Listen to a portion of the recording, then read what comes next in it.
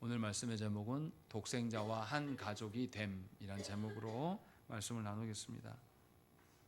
사도신경은 우리의 믿는 대상이신 삼위 하나님에 대한 고백입니다. 그래서 우리는 창조와 관련하여서 성부 하나님에 대한 고백을 하고 또 구원과 관련하여서 성자 하나님에 대한 고백을 합니다. 그래서 우리는 성자 예수께서 행하신 구원의 일들을 돌아보기 위해서 예수 그리스도의 이름, 성자의 이름인 예수에 대해서 살펴봤고 또 성자를 이 땅에 보내신 하나님의 그 뜻을 구현하기 위한 그리스도, 그 그리스도라는 명칭을 통하여서 그 의미가 무엇인지를 살펴보았습니다. 예수님의 뜻은 무엇입니까? 죄에서 자기 백성을 구원하실 분이다 라는 것이 예수님의 이름의 뜻입니다. 그러니까 모든 택자들은 예수님으로 말미암아서 구원을 받는다라는 것이고 다른 구원의 방편은 없다라는 그런 의미입니다. 그래서 예수께서 죄에서 저희를 구원하셨다라는 것을 우리는 기억을 해야 되는 것이죠. 그러므로 예수님을 떠나서 다른 어떤 사람의 선행이나 사람의 도덕이나 사람의 어떤 아름다움을 근거로 하나님 나라를 유추하는 것은 옳지 않습니다. 언제나 우리는 그리스도 안에 드러난 것을 통한 하나님 나라를 소망해야 될 자들임을 우리는 예수님이란 이름에서 배웠습니다. 그리고 두 번째, 성자 하나님의 또 다른 호칭인 그리스도. 이 그리스도는 하나님께서 직분을 부여하셨던 의미로서의 뜻입니다. 그래서 모든 직분은 사람에게서 근거를 삼는 것이 아니라 자격이 나오는 것이 아니라 하나님께로부터 부여되었다라는 것을 말하는 것이 그리스도라는 말의 뜻입니다. 그래서 교회 안의 직분의 목적과 직분의 어떤 상실의 근거도 모두 하나님께 있는 것이지 우리에게 있는 것이 아닙니다. 왜냐하면 하나님께서 부여하셨기 때문에 그 직분을 거둬가실 때도 하나님이 하시는 것이고 하나님께서 직분을 주셨기 때문에 직분의 목적도 내 안에서 찾는 것이 아니라 하나님으로부터 찾아야 되는 것이죠. 그래서 우리는 교회의 직분자는 그리스도께서 그리스도 되신 것처럼 교회의 직분자는 그리스도인으로서 그리스도를 반영하는 것이 직분이다 라는 것을 우리가 지난 시간에 배웠습니다. 그래서 이 예수께서 행하심이 우리의 교회됨과 우리의 구원의 어떠함의 모든 근간이 된다라는 것을 살펴보았어요. 그러니까 하나님께서 교회에 부여하신 직분은 그리스도를 반영하는 것이지 자기 자신의 어떠함이 아니에요. 또 성부께서는 아드님을 내어주셔서 성자께서 우리가 이루지 못한 그 삼중직을 다 이루게 하셨기 때문에 교회는 그리스도를 근거하여서 직분을 감당해야 되는 것입니다. 그리스도께서 드러내신 그것을 목적을 근거로 교회의 직분자는 존재하는 것입니다. 그래서 교회에 주신 직분은 감히 우리 같은 죄인들이 그리스도의 행하신 일에 동참하는 것이에요. 그래서 직분자는 세상에 어떤 것보다 가장 영광스러운 일이 되는 것이고 그리스도께서 하신 일에 참여하는 방식으로 서 있기 때문에 그래서 교회의 직분은 귀한 겁니다. 이 직분의 타이틀을 가지고 세상 일을 남용하는 것은 직분을 더럽히는 것이고 그런 직분자는 하나님께서는 그냥 내버려 두시지 않고 반드시 심판하신다는 것입니다. 그래서 우리는 그리스도와 그리스도인을 이야기할 때에 우리 성도된 모든 사람들이 그리스도인이라고 하는데 그리스도를 반영해야 될 것들을 기억해야 된다는 것이죠. 이제 13주일에서는 두 가지를 말합니다. 질문을 봐보십시오. 33문과 34문 질문에서 핵심이 뭡니까? 33문의 핵심은 한 단어로 뭡니까? 독생자라는 것이고 34문에서의 핵심은 뭡니까? 주님이란 뜻이죠. 이것이 오늘 말씀의 내용이에요. 이제 우리가 이것들을 보기 전에 생각해야 될 게 있습니다. 하이델베르그 교리문답의 특징은 뭐냐면 하나님이 이러한 분이시다라고 끝나지 않아요. 하나님이 이러한 분이신데 그것이 우리랑 무슨 상관이 있게 이렇게 말해요. 항상. 그래서 우리가 28문에서도 뭔 이야기를 했냐면 하나님께서 만물을 창조하시고 여전히 섭리로 보존하시고 지키시는 것이, 이것을 아는 것이 우리에게 어떤 유익이 있습니까? 라고 질문 자체가 하나님의 창조와 섭리하심이 이것이 우리에게 무슨 유익이 있는가? 라고 우리랑 연동지어서 항상 생각을 합니다. 마찬가지로 33문과 34문에서 예수께서 독생자 되심과 예수께서 우리의 주님 되심이 우리에게 어떤 영향을 미치는가라는 관점으로 우리는 봐야 된다는 것입니다. 그런데 33문은 약간 이상하게 써 있어요. 뭐라고 되어 있습니까? 한번 읽어보겠습니다. 문제를 제가 읽을 테니까 여러분들 답을 읽어보십시오. 어떤 점이 이상한지 잘 살피면서.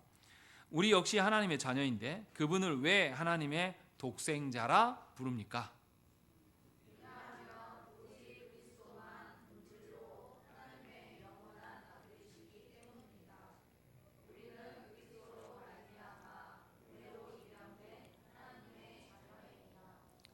자, 질문 자체를 보십시오. 누구만 독생자입니까? 예수님만 독생자이고 우리는 입양자라고 해서 약간 제가 아까 말했던 거 다르잖아요. 하나님의 그 어떠하심이 우리에게 어떤 영향을 줍니까? 이 뉘앙스로 지금 질문하고 있습니까? 우리랑 주님이랑 달라 요 이야기 하는 것처럼 보여져요. 그런데 하고자 하는 말을 잘 살펴보십시오. 답을 봐보세요. 왜냐하면 오직 그리스도만 본질로 영원한 하나님의 영원한 아들이시기 때문입니다. 이렇게 말하면 답이 됐잖아요. 질문에 대한 답이 됐습니까? 됐지 않습니까? 됐죠. 근데 그 다음에 뭐라고 붙어놨어요? 우리는 그리스도로 말미암아 은혜로 입양된 하나님의 자녀입니다. 라는 거죠. 예수께서 독생자이신 것이 우리에게 어떤 유익을 주는가를 그 뒤에 붙여놓은 겁니다. 이해되시죠? 그러니까 하나님이 이런 분이야 라고 했으면 그 하나님의 그런 분이 우리에게 어떻게 영향을 미치는가, 이 관점으로 이 문을 읽어야지 무슨 말인지 알게 되는 것입니다. 그러니까 예수께서 독생자 되심이 혼자만 독생자 되시고 우리랑 아무 상관없다 그 말 하려고 하는 게 아니에요. 예수께서 독생자 되시기 때문에 우리에게 어떤 유익이 있다, 요 말을 하려고 하는 것이 33문과 34문에 이야기하는 겁니다. 그러니까 우리 잘 알아들으셔야 돼요. 그리스도만이 영원하고 본질적인 하나님의 아들이시다 이렇게 밝히고 있어요. 이 의미를 우리가 잘 알아야지 그것이 우리에게 어떤 영향을 주는가를 알 수가 있습니다. 자, 그리스도만이 하나님의 아들이시다 먼저 말하는 거죠. 이것은 그리스도 하나님의 아들 되심을 이야기할 때 그 아들 되심, 우리가 하나님의 자녀됨과 다르다라고 말하고 있는 겁니다. 본성적으로 예수 그리스도만 하나님이시다, 이 이야기를 하고 있어요. 그리고 그리스도만 영원하시다라고 이야기합니다. 왜 그렇습니까? 예수님은 하나님의 아들이시면 하나님으로부터 나음을 받은 걸까요? 생각을 해보세요. 규현이가 제 아들이에요. 그러면 규현이가 없었는데 저는 있었던 적이 있습니까? 없습니까? 있죠. 제 말 어려운가요? 누가 먼저 있었습니까? 아빠인 제가 먼저 있고 그 다음에 제가 있었단 말이에요. 아들이 있었단 말이죠. 근데 예수 그리스도께서 독생자 되심을 그렇게 이해해야 되냐라는 거죠. 아니다라고 말하는 거예요. 하나님께서 아버지가 되시고 아들 되시면 인간의 그 아버지가 됐다는 그 의미인가요? 그거랑 달라요. 그런 개념으로 말하는 게 아닙니다. 그래서 독생자이신데 어떤 독생자? 아니, 하나님의 독생자 맞죠. 네. 어떤 독생자? 영원하신 아들이다. 영원하다는 의미가 뭡니까? 아버지만 홀로 계신 적이 있다 없다? 없다. 예수도 늘 그곳에 함께 계셨다라는 방식으로 지금 설명하고 있어요. 그래서 성자는 항상 존재하셨고 앞으로도 항상 계신다는 그런 의미예요. 그러니까 성자 예수님은 시작이 있습니까? 없습니까? 시작이 있다라는 것은 없었을 때가 있다는 거죠. 그죠? 시작도 없으셔요. 그럼 뭐도 없습니까? 끝도 없는. 그래서 영원하다고 지금 말하고 있는 거죠. 그리고 순간도 없으세요. 왜냐하면 항상 한결같기 때문에. 그러니까 무슨 말 하려고 하냐면 예수님은 시간 밖에 존재하시는 분이에요. 우리는 시간 안에 존재해서 시간에 매여 있지만 예수님은 시간 밖에 존재하셔서 영원하신 분이시다 라는 것을 우리에게 알려줍니다. 골로새서 1장 17절 말씀에 또한 그가 만물보다 먼저 계시고 만물이 그 안에 함께 섰느니라 이렇게 말씀하고 있어요. 만물보다 먼저 계시고 만물이 주님 안에 있다, 예수 그리스도 안에 있다라고 말하는 이 의미가 뭘까요? 예수님이 누구이시다? 창조주이시다 라는 것을 우리에게 알려줍니다.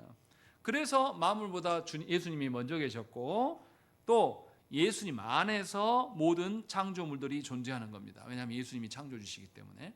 그래서 구약 성경에 보면 예수님을 상징적으로 나타내는 구절들이 많아요.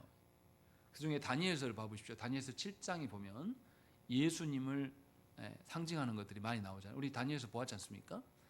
다니엘서에서 뭐가 예수를 상징합니까? 네, 뜨인 돌, 그리고 오셔서 심판하실 주님에 대한 것들, 이런 것들이 예수님을 상징하고 있어요. 그러니까 구약에서부터 이미 예수님이 오래전부터 계신 분이다 라는 것을 우리에게 상징적으로 보여주는 장면이 그런 거죠. 또 이런 것도 있어요. 예수님이 하나님의 아들이시래요. 우리 인간의 부자지간을 생각을 해보십시다. 제 삼형제가 있는데요. 저 형제가 저희 아버지로부터 세 형제가 나왔어요. 근데 얼굴을 딱 보면 다 다릅니다.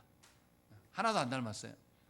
근데 안 닮았는데요, 제 동생을 한 번도 본 적이 없는 목사님이 송정역에서 한 번에 보고 알아챘어요. 저 조성호 목사님 동생이다. 어떻게 알았을까요? 뚱뚱하고 걷는 머리 팔자를 걷고 이 풍채 형태가 똑같은 거예요. 그래서 한 번도 본 적이 없는데 보자마자 조성호 목사님 동생인 것 같은데 전화 왔어요. 지금 목사님 동생 송정역에 있습니까? 모르겠어요. 아마 그러지 않을까요? 그러니까 내가 봤는데 목사님이랑 똑같이 생겼다고. 얼굴은 다른데 닮았다고. 이게 지금 무슨 말 하려고 하는 겁니까? 여기 뜬금없이 제가 이야기했습니까? 성부 하나님의 그 어떠하심이 누구에게도 있다는 거예요. 성자께도 고스란히 있다는 것이죠. 요 이야기를 하는 겁니다. 그러니까 성자는 본래 하나님이셔요. 그래서 성부의 어떠함을 그대로 공유하십니다. 성부의 전능하심, 은혜로우심, 온전하심, 선하심, 이 모든 것들이 성자에게도 그대로 있다라는 것이죠.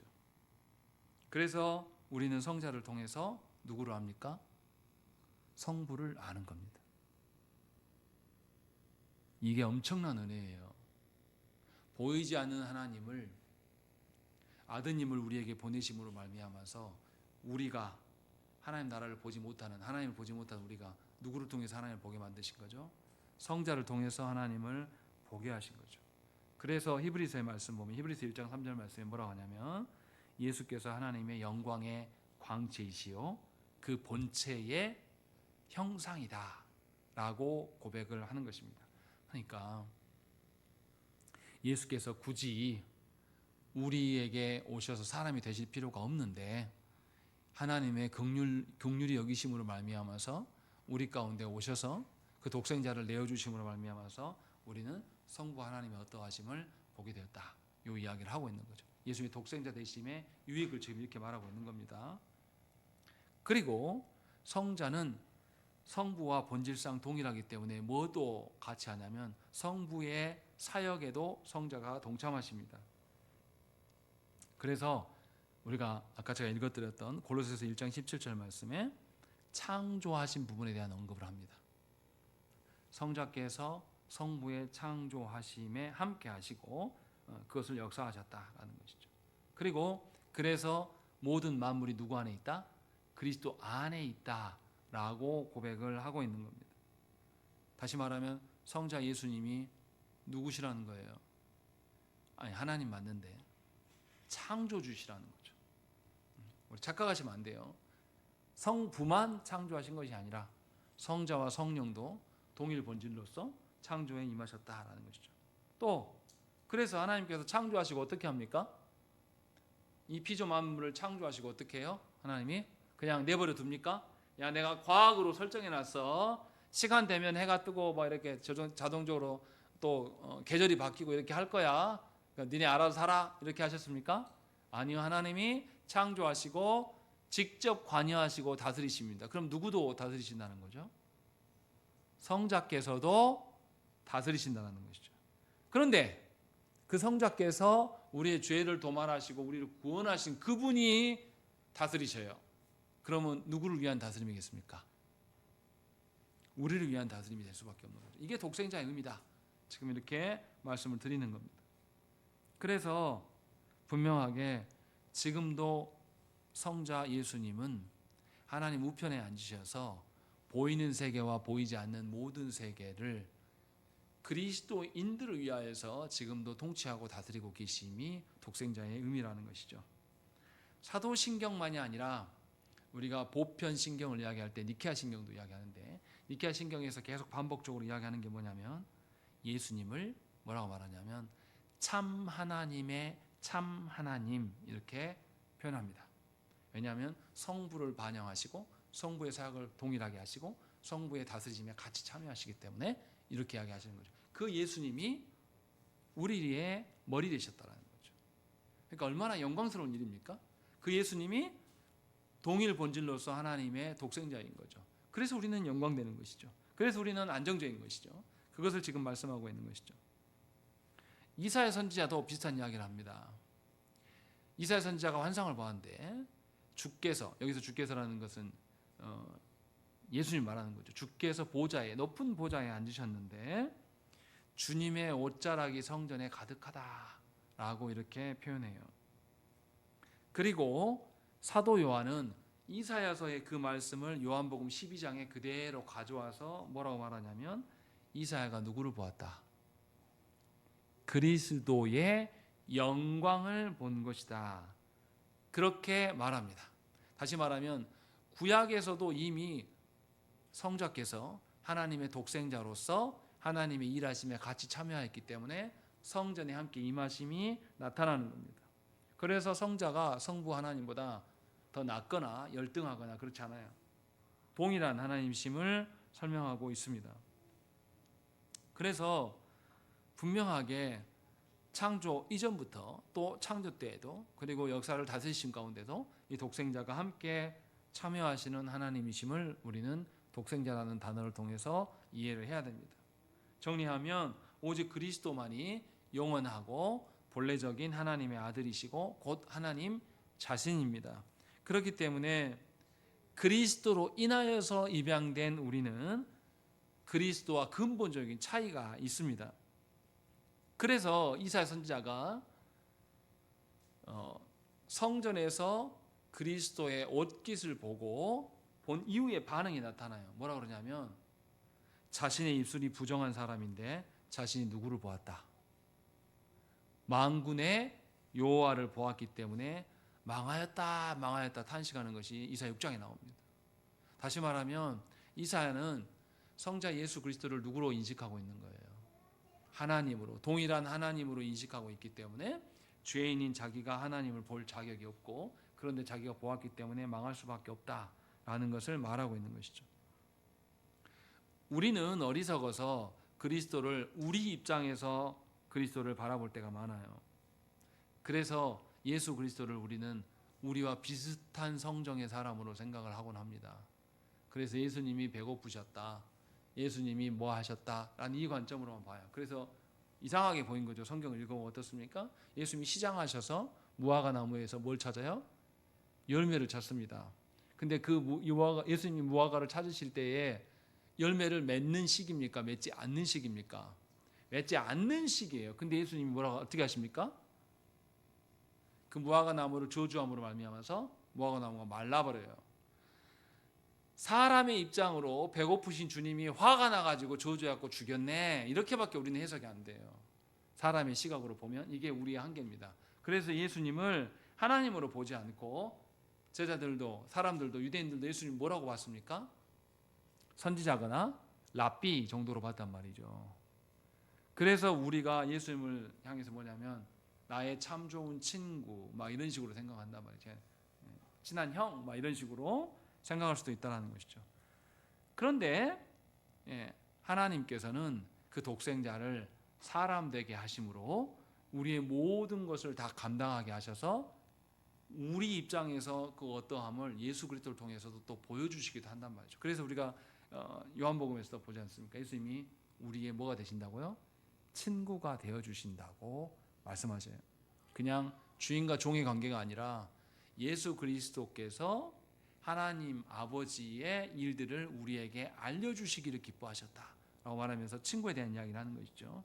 이렇게 우리 입장에서 그 어떠함까지도 독생자 되신 예수님을 우리에게 내어주셔서 사람 되게 하심으로 말미암아서 하나님의 어떠하심을 우리에게 보이신다는 것이죠.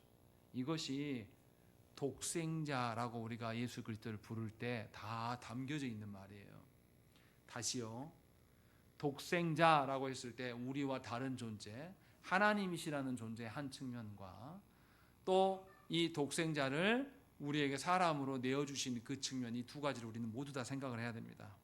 그렇게 말미암아서 우리의 처음과 나중이 되시고 하나님으로서 행하시는 모든 사역의 일하는 게 하나님으로서 행하시기 때문에 우리 입장에서 봐야 될 것이 아니라 하나님의 어떠한 뜻으로 봐야 되는 것이고, 그래서 우리는 예수 그리스도를 경배하고 본질적인 하나님으로 인정할 수 있어야 돼요. 그래서 예수 그리스도를 보면서 우리는 성부 하나님을 발견하게 되는 것이고, 성부 하나님이 보이지 않고 멀리 계셔도 이 독생자를 통하여서 하나님을 발견할 수 있는 그 은혜가 우리에게 있다고 말하는 것입니다. 그래서 우리의 어떠함을 예수 그리스도 안에서 발견해야지만 우리가 누구인지 알 수 있어요. 우리는 우리가 생각한 것보다 더 큰 죄인입니다. 우리는 본성적으로 그래요.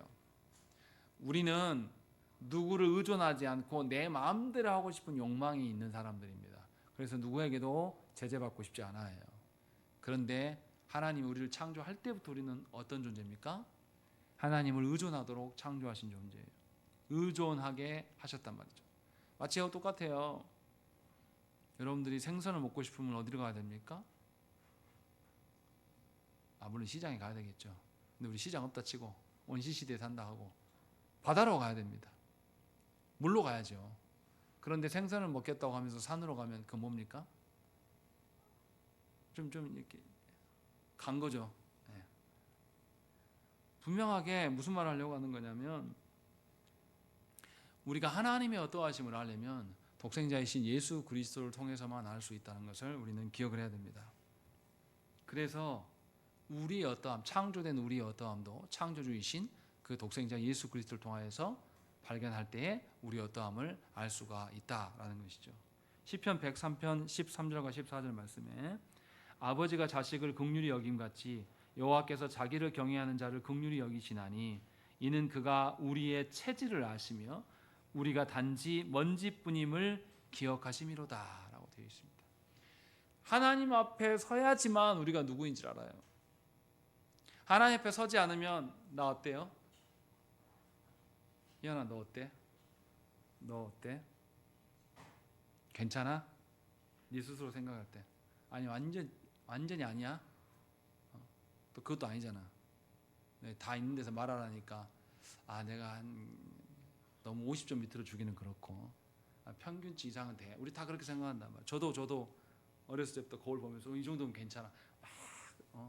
누구죠? 디카프리오처럼 잘생긴 건 아니지만 그래도 이 정도면 괜찮아. 우리 막 이렇게 스스로 생각한단 말이죠. 근데 진짜 광채가 나는 사람들이 있더라고요. 보니까 그런 사람 앞에 서면 어떻습니까?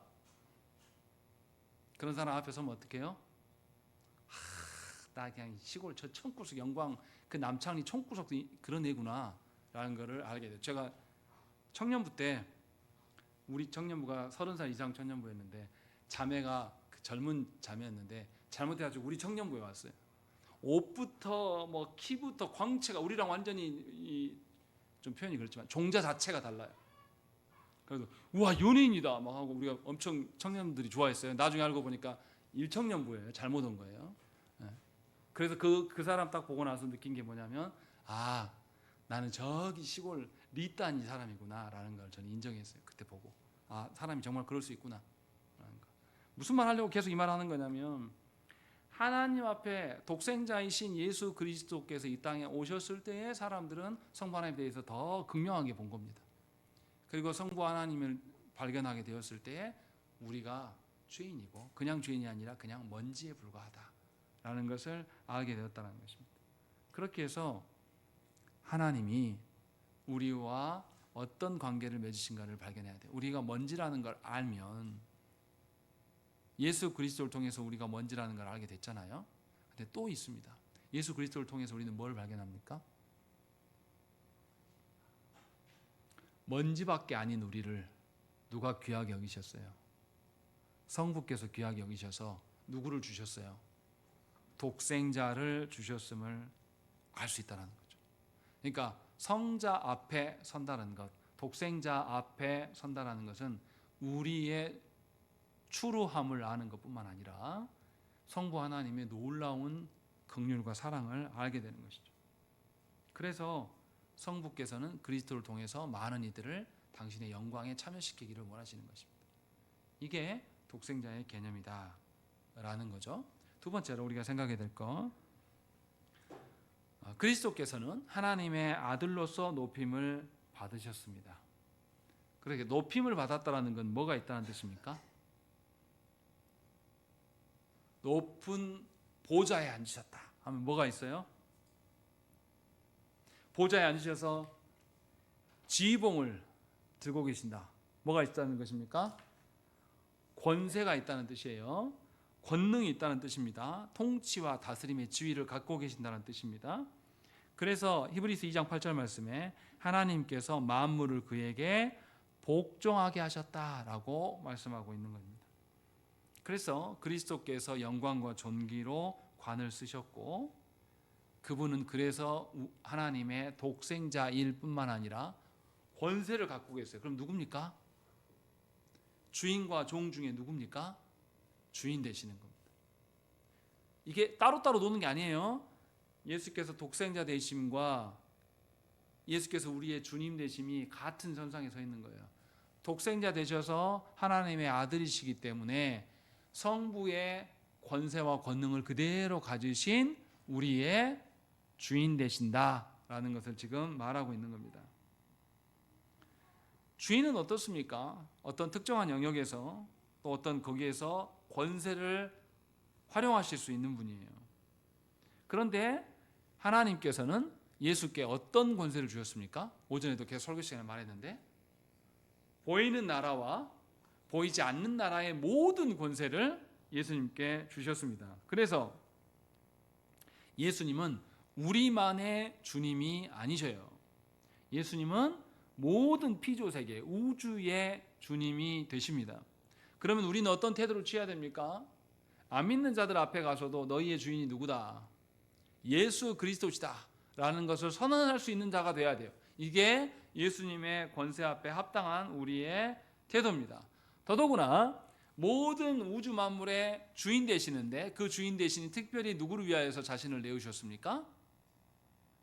누구를 위하여서? 교회를 위하여서, 교회된 우리를 위하여서 내어주셨기 때문에 주님은 누구의 주인이십니까? 교회의 주인 되심을 우리는 알아야 돼요. 그래서 베드로전서 18장 19절에 이렇게 말하는 거죠. 우리 읽겠습니다. 본문으로 삼았던 베드로전서 1장 18절 19절 읽겠습니다. 시작.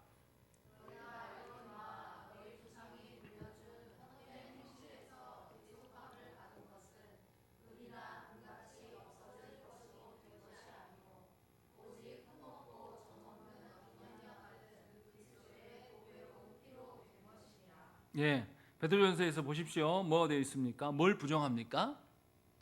너희 조상이 물려준 헛된 행실라는 거예요. 사람이 어떻게 행함으로 말미암아서 값을 치를 수 있다 없다?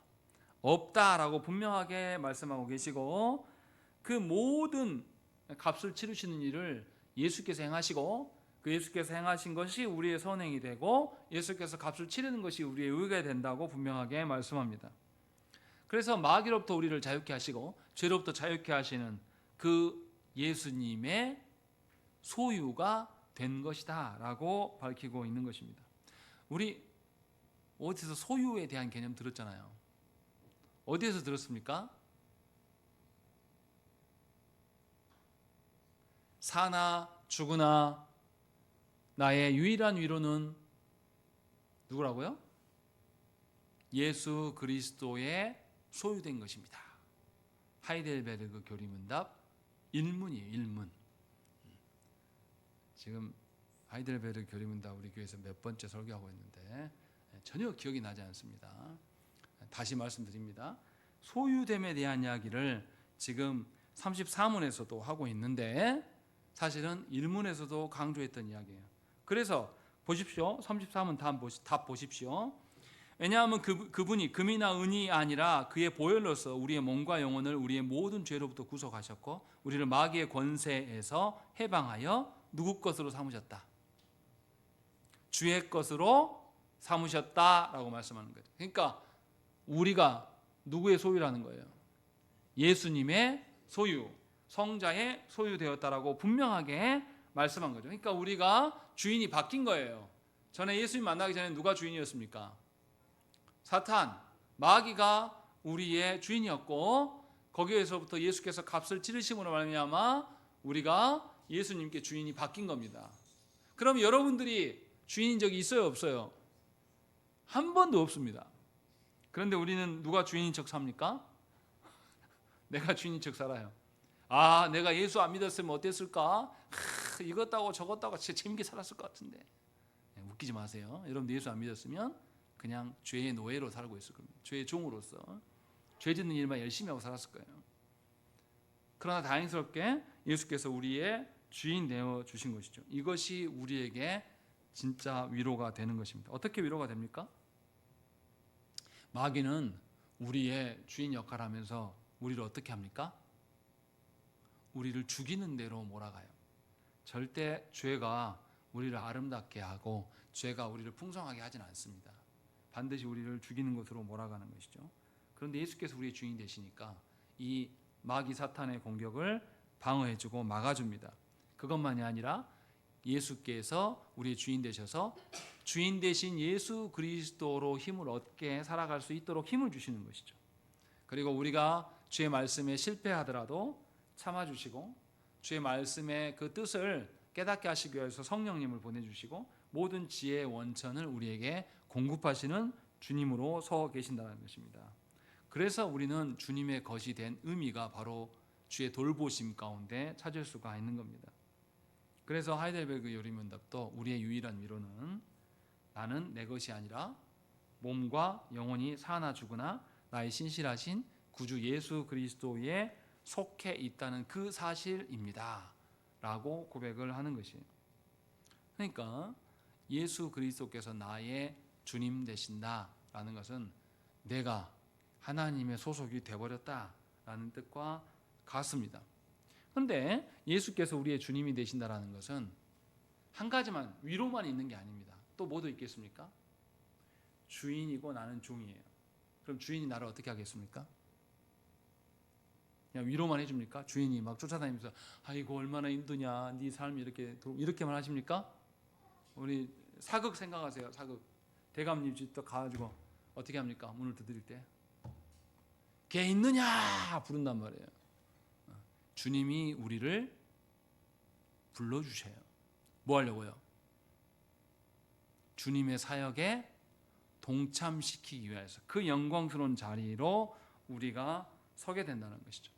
주께서 명령하시면 종된 우리는 그 명령을 귀하게 여기고 따르고 싶어하는 마음을 주신다는 것이죠. 그래서 주님이 성부의 뜻을 받아서 이 땅 안에 하나님의 뜻을 실현하는 그 나라를 되게 하심을 깨닫고 알게 되면 그것이 나의 존재 이유가 되고 그것이 나의 삶의 방편이 되는 겁니다. 그래서 소유문답 1문이 뭡니까? 사람의 제일 된 목적은 무엇입니까? 답을 해주세요.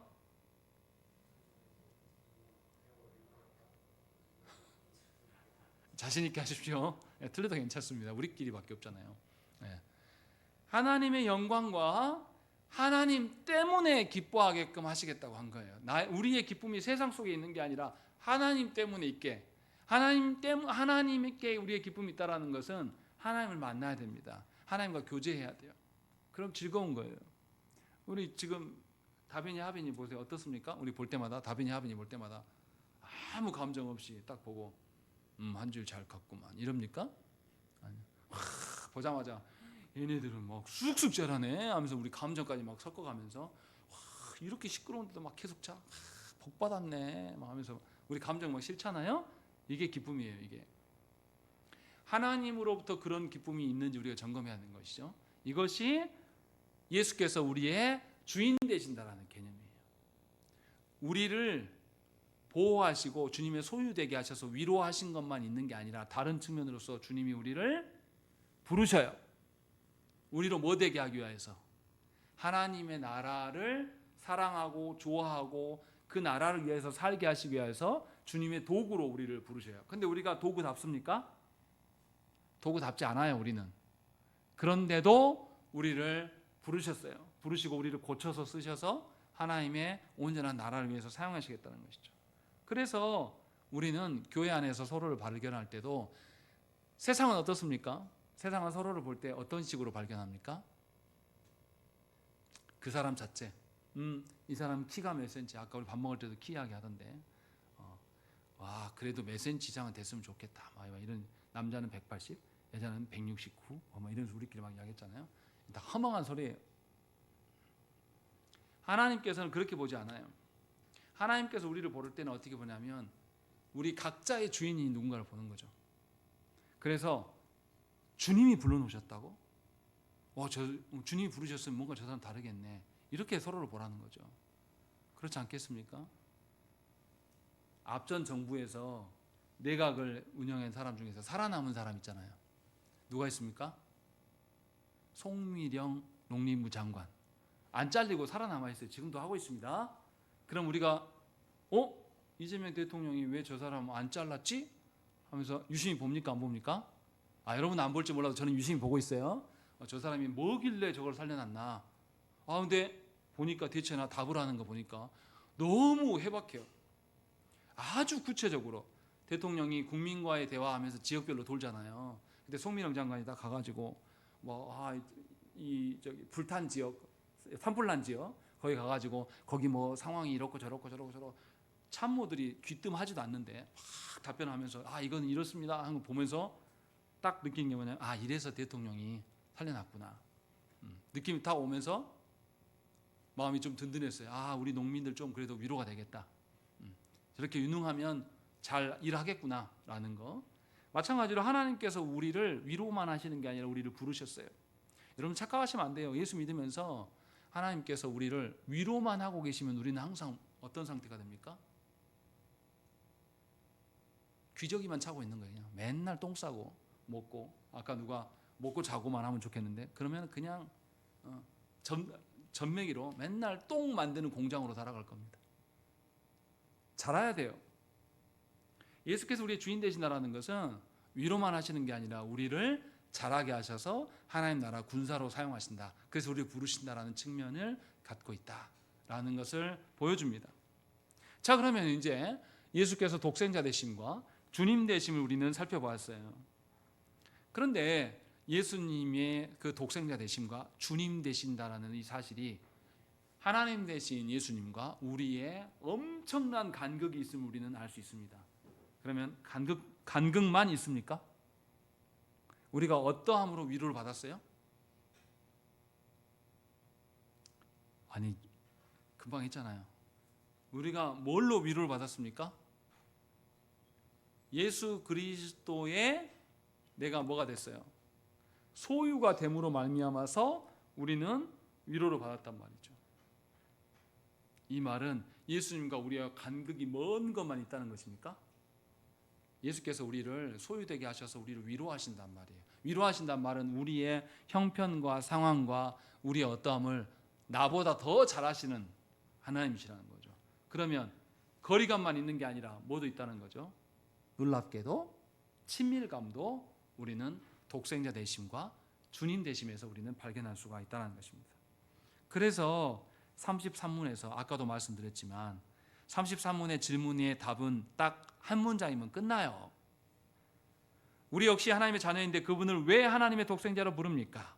왜냐하면 오직 그리스도만 본질로 하나님의 영원한 아들이시기 때문입니다 하고 끝나면 그만이에요. 그런데 거기다 뭐를 붙여놨습니까? 우리는 그리스도로 말미암아 은혜로 입양된 하나님의 자녀입니다 라는 것이죠.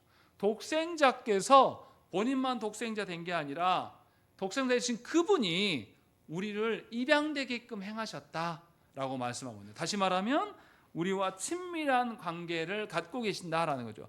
그 크고 높으신 하나님이 우리를 위하여서 독생자 되심을 포기하시고 이 땅에 오셨다라는 것을 보여주고 있는 겁니다. 하나님의 그 어떠하심을 독생자이시기 때문에 고스란히 공유하신단 말이죠.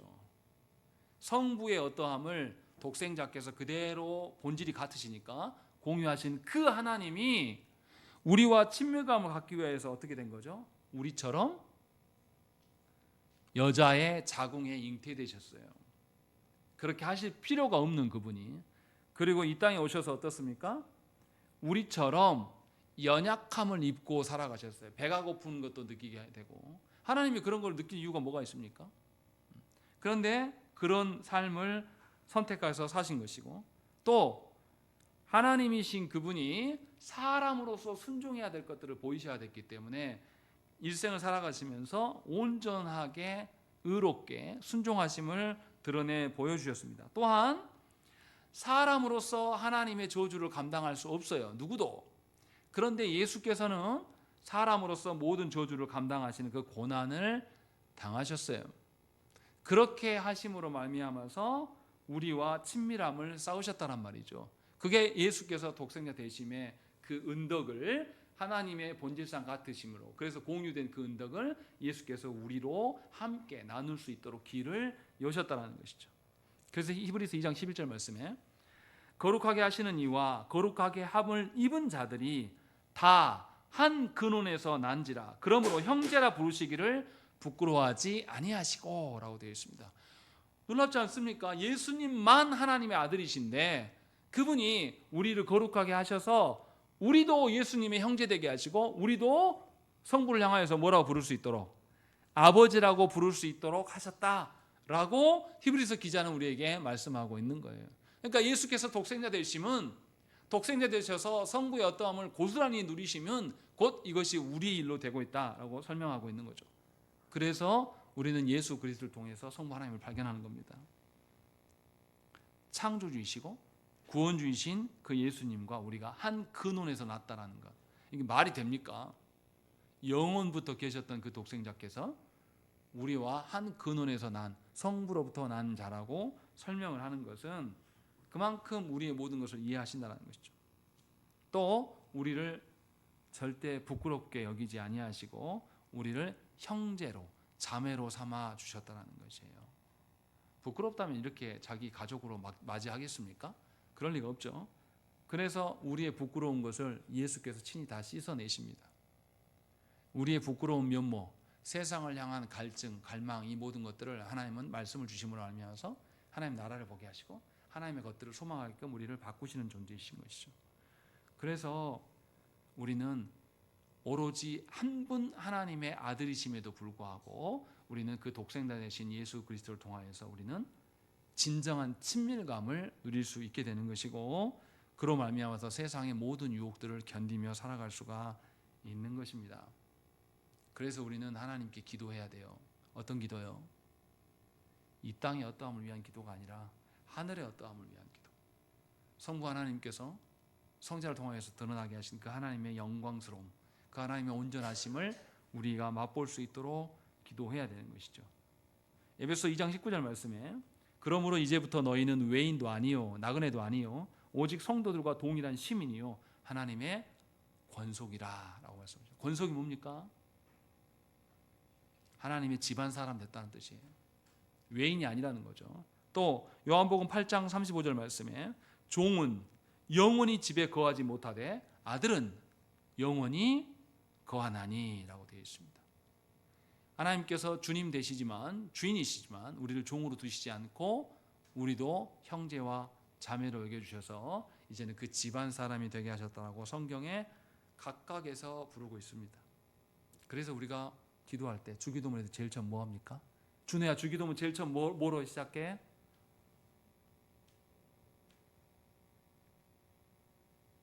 갑자기 물어보니까 생각이 안 나.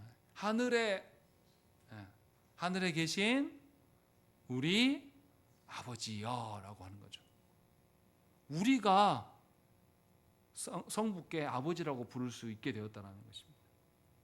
그래서 마태복음 12장 50절 말씀에 누구든지 하늘에 계신 내 아버지의 뜻대로 하는 자가 내 형제요, 내 자매요, 어머니니라, 이렇게 주님이 말씀하십니다.